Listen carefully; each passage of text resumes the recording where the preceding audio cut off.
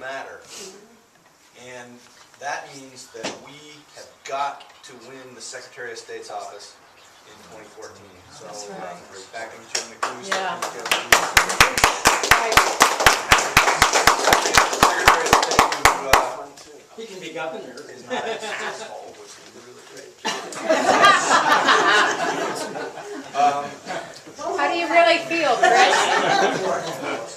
Chancellor is really, he's such a piece of work. I mean, this doesn't surprise any of us, right? I mean, that's been the game since Bush won, since 2000, is get a hold of the Secretary of State's office, change the rules, tilt the playing field. Yeah, that's how that game is played by them. That's their, because, they can't win on the issues, and they, can't win on what they're doing for ordinary people. In the city and county, I'm happy to take any questions. I think the only big stuff that we've done recently is to pass the regulatory scheme for marijuana, for retail marijuana. So we had to get that done before October 1 to comply with Amendment 64. So we've got that done. I don't know if anybody wants to chew on my leg about the proposed bag fee. That's another issue that's out there. 5 cents. What does Boulder charge?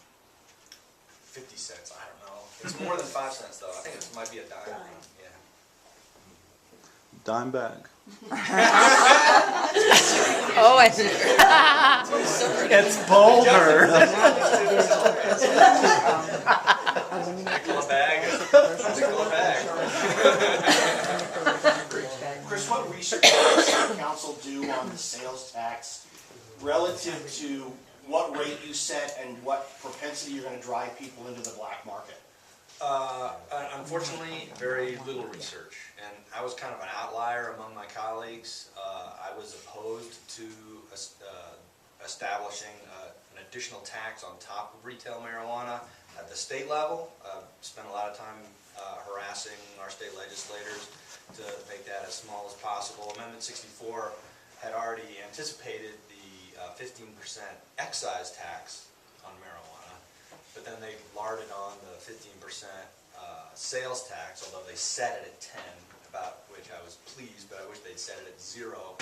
We were then proposing a 5-cent additional sales tax on top of that, and 5% or 5%? I got 5%, and I got that pushed down to 3.5%, but again, I would have had it set at 0. And don't get me wrong, I am perfectly willing to tax the living crap out of marijuana when we've driven the black market out of business. And it's kind of just serendipity, but I ran into some stuff from when Prohibition was repealed. And Roosevelt's administration was very self-conscious about what tax policy associated with alcohol becoming legal again.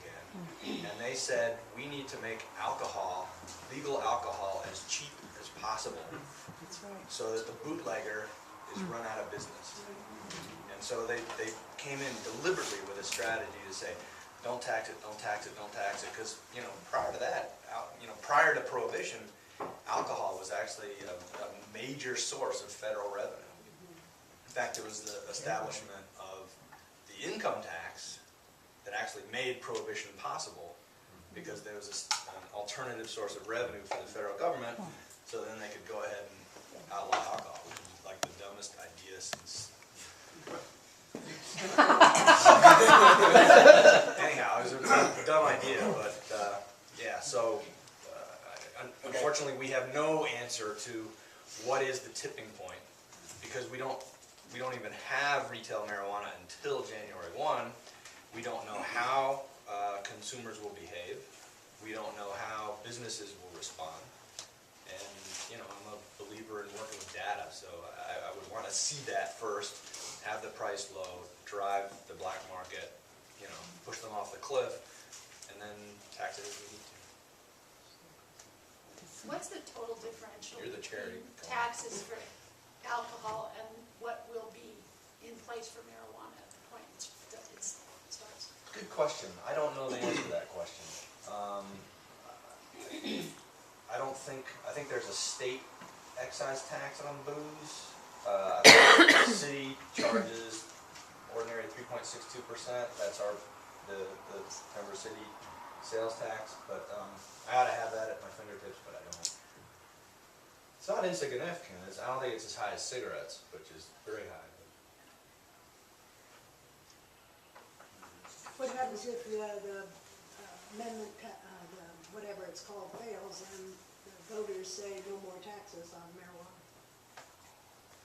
I think that would be good public policy myself, but there'll be a lot of hand wringing and,